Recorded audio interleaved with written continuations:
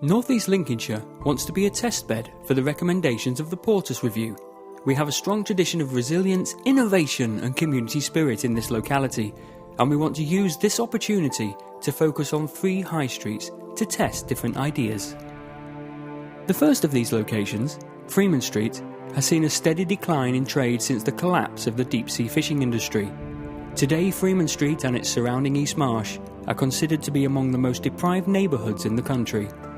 Freeman Street was built on the proximity of the docks and the successful fishing industry, and the whole area was a most thriving business area and residential area until the fishing industry collapsed in the late 60s. This has led to a demise of a number of what was once busy shops. We now have a lot of void shops, void properties in the street. As you can see, we're the last store in an almost derelict block. We're hanging on, and we're looking and working with the current team in moving the retail offer further up Freeman Street towards the market end.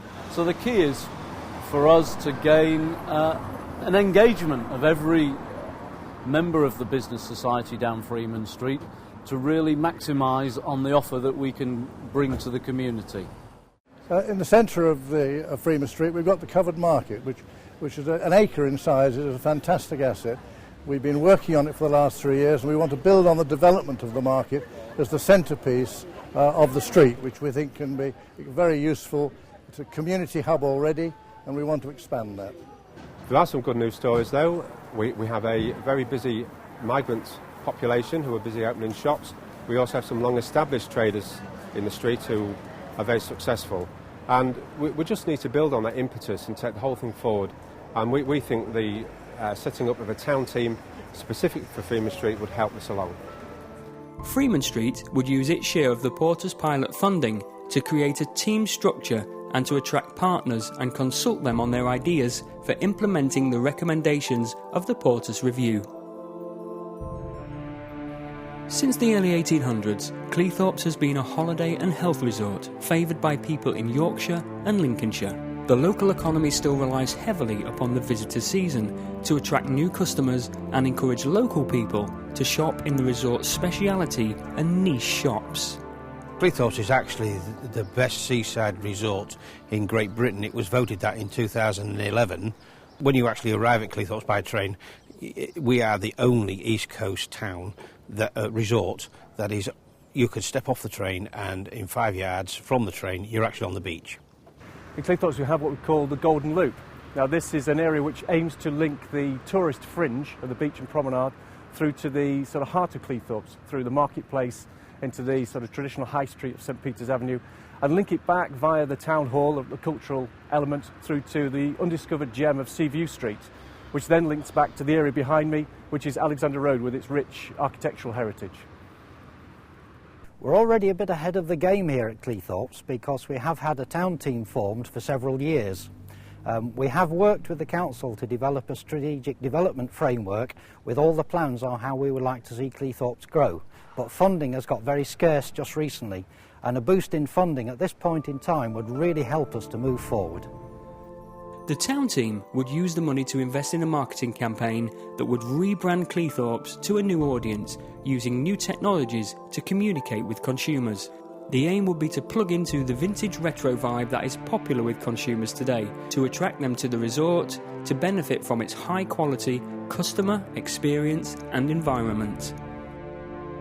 Immingham is the UK's busiest port by tonnage, but the town of Immingham is disconnected from the prosperous dock area. The wealth generated by the port is not spent in the town, and the once thriving shopping areas are facing challenging times. My full name is Mary Elizabeth Clark. I live in Immingham and have lived in Immingham for over 57 years. I've seen many changes growing up as a child, seeing where the Immingham Civic Centre is now and seeing the shops thrive. I used to love coming shopping on a Friday and going to the market and, you know, everybody meeting together, and now see a gradual decline of the area really, especially the shopping area. Well, In Bloom's been instrumental over the last couple of years of really driving the street scene in Immingham. The Town Council is very supportive of In Bloom, but we have a fantastic support base from residents as well. And what we're keen now to do is extend that into the business community. We've got a very long high street in Immingham with shops at either end, and we would use the funding from this bid to try and draw the businesses more into that project as well.